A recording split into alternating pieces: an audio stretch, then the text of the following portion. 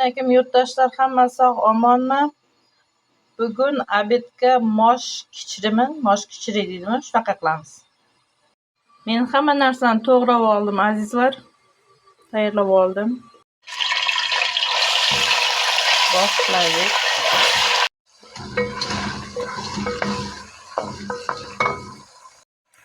Ozgina tomat solamiz. Menja unaqa qip-qizil qovurib yubormayman go'shtni.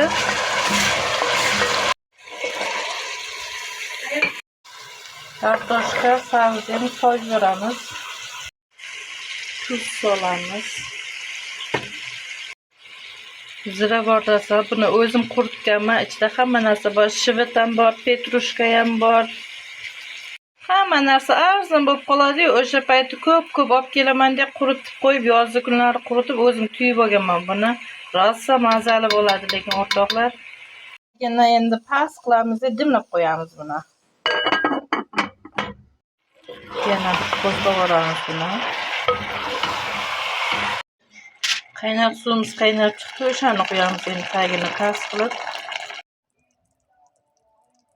Moshimiz tayyorlab olamiz. Moshdan qora chiqqani uchun qaynab suvga 5 minut ivitib qo'yamiz buni. Moshimizda ham yashil suv chiqdi, kiri ham chiqdi. Endi yuvib olamiz buni.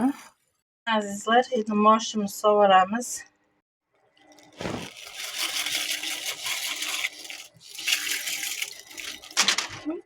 To'kilib ketdi.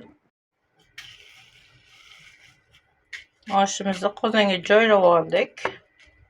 Biroz qaynasin endi.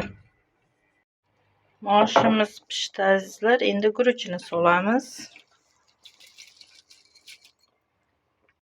Moshi bitta ikkitasi sal yorilibdi. Endi guruchni bir yo'la solsak, rosa pishadi-da. Mana shunday. Mana azizlar, ovqatimiz ham tayyor bo'ldi. Hammaga yoqimli ishtaha.